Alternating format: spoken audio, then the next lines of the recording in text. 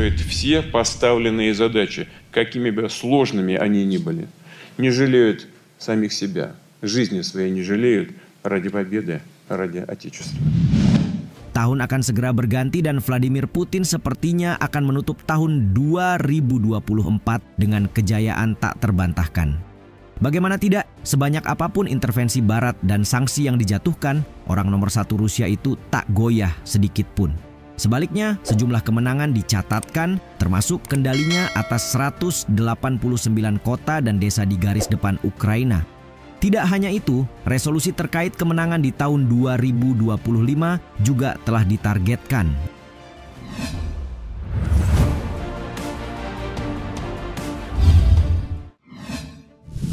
Kuasai 4.500 persegi wilayah Ukraina.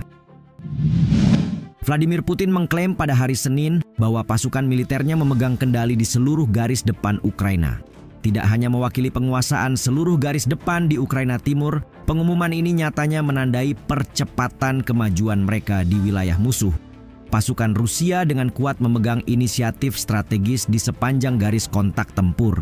Tahun ini saja 189 permukiman telah dibebaskan, kata Putin kepada para jenderal militernya dalam sebuah pertemuan yang disiarkan televisi. Sang presiden sekaligus menyebut tahun 2024 sebagai tahun penting dalam mencapai tujuan operasi militer khusus, menggunakan bahasa resmi Moskow untuk invasi skala penuhnya. Masih dalam pertemuan yang sama, Menteri Pertahanan Rusia Andrei Belousov mengatakan pasukan Rusia telah merebut hampir 4.500 km persegi tahun ini dan sekarang merebut sekitar 30 km persegi setiap hari. Belousov berbicara setelah Putin, sebagaimana The Moscow Times mengutip dalam rilisnya. Lebih jauh, ia mengatakan Ukraina menguasai kurang dari 1% wilayah Luhansk Timur dan sekitar 25-30% wilayah Donetsk, Kherson, dan Zaporizhia yang diklaim telah dianeksasi Moskow pada tahun 2022 meskipun belum memiliki kendali penuh atas wilayah manapun.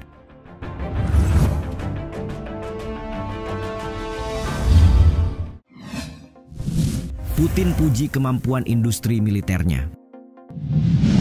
Aspek pendukung seperti kemampuan militer menjadi hal lain yang ingin dibanggakan Putin dalam kemajuan perangnya. Tidak heran jika memuji industri militer hingga melaporkan produksi senjata terbaru tak luput dari perhatian penguasa Rusia itu.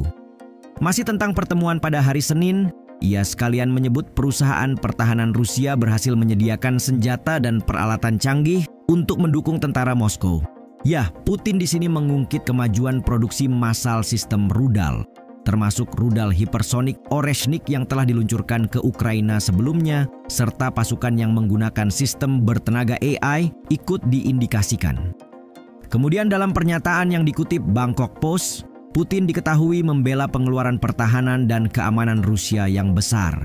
Anehnya, itu bukan pengeluaran terbesar di dunia, bahkan di antara negara-negara yang tidak memiliki konflik bersenjata, katanya menegaskan. Dilansir CNN, Rusia bakal mengalokasikan 126 miliar dolar Amerika Serikat atau setara 2.000 triliun rupiah untuk anggaran pertahanan nasional mereka tahun depan, di mana jumlah tersebut bakal menghabiskan sekitar 32,5% dari total pengeluaran pemerintah Rusia pada 2025. Sebagai perbandingan, Rusia hanya mengalokasikan 28 miliar dolar Amerika Serikat atau setara 444 triliun rupiah untuk keperluan pertahanan 2024. Situasi ini pun cukup timpang dengan kondisi Kiev, sebab negara di bawah kekuasaan Zelensky itu sangat bergantung pada dukungan keuangan dan militer Barat untuk mendanai kampanye pertahanannya. Apalagi ada kekhawatiran terkait perlakuan Trump yang bisa saja memangkas bantuan AS ke Ukraina nantinya.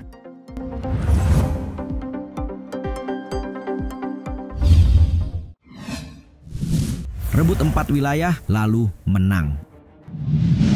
Sejalan dengan anggaran pertahanan yang semakin ditingkatkan, Vladimir Putin dengan percaya diri menyampaikan rencana kemenangan perang yang menurutnya akan diraih tahun depan.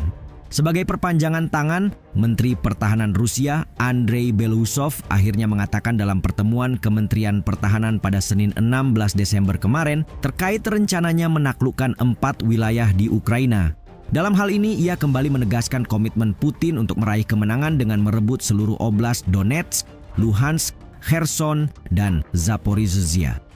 Sebenarnya, Putin mengatakan Juni lalu akan menyetujui gencatan senjata dan perundingan damai, namun dengan syarat yang cukup berat. Pertama, Ukraina harus menarik diri dari 4 oblast. Dan yang kedua, negara itu harus melepaskan cita-citanya untuk merapat ke NATO. Tuntutan tambahan Putin termasuk mengakui Crimea dan Sevastopol sebagai bagian dari Rusia. Terlepas dari klaim Rusia, sebagian besar wilayah tadi masih berada di bawah kendali Ukraina. Ibu kota regional Kherson dan Zaporizhzhia misalnya masih dipegang Ukraina, sementara Moskow menduduki sebagian Donetsk dan Luhansk, wilayah yang awalnya diserbu pada tahun 2014. Pernyataan Putin tentang aneksasi ke wilayah Donetsk, Luhansk, Kherson, dan Zaporizhzhia pada September 2022 juga mendapat kecaman dunia internasional. Kini, Kremlin terus berjuang dalam upayanya untuk mengamankan kontrol penuh atas wilayah-wilayah ini di tengah perlawanan sengit Ukraina dan Barat.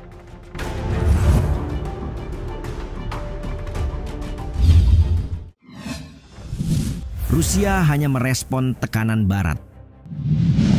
Di tengah kegembiraan atas sejumlah kontrol Rusia di garis depan, Putin menyebut Barat sebagai pihak yang mendorong negaranya ke garis merah seperti diberitakan Ukrainska Pravda.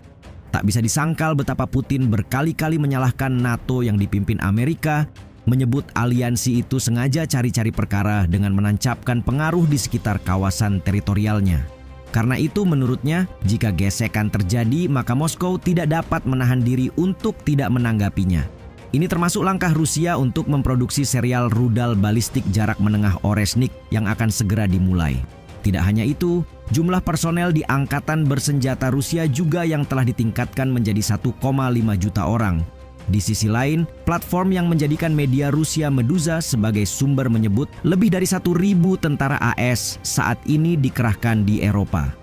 Putin juga mengatakan bahwa rencana AS untuk menyebarkan rudal berpemandu presisi jarak menengah dan pendek di Eropa menimbulkan kekhawatiran. Ia menegaskan tak akan segan mencabut pembatasannya pada perjanjian kekuatan nuklir jarak menengah jika AS mulai menyebarkan sistem tersebut.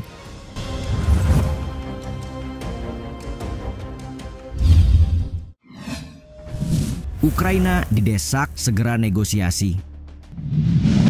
Jika Putin mengumumkan sejumlah kemenangan, Zelensky hanya bisa mengeluh dan berharap bantuan Barat secepatnya.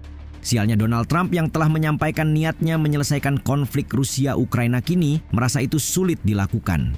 Kiev Independent dalam rilisnya menyebut Presiden terpilih Donald Trump menyatakan niatnya untuk membuat sedikit kemajuan dalam mengakhiri perang di Ukraina pada konferensi pers pertamanya sejak memenangkan pemilihan presiden. Berbicara dari Mar-a-Lago pada 16 Desember, Trump menggambarkan konflik tersebut sebagai sesuatu yang mengerikan dan menekankan kebutuhan mendesak untuk menghentikannya. Kita akan membuat sedikit kemajuan. Ini sulit, ini sulit, ini sulit, kata Trump skeptis.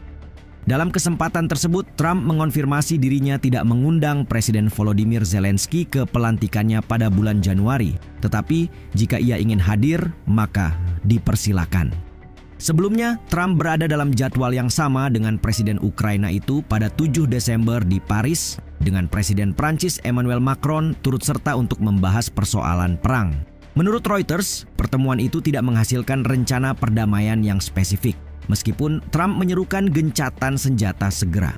Sedang Zelensky menggarisbawahi perlunya jaminan keamanan. Kemudian, meski mengkritik keputusan Biden untuk mengizinkan Ukraina menggunakan rudal AS terhadap wilayah Rusia, Trump menegaskan bahwa ia tidak berencana untuk meninggalkan Ukraina. Sebaliknya, ia bermaksud menggunakan dukungan AS sebagai pengaruh untuk mendesak Kiev agar mau menyetujui kesepakatan damai.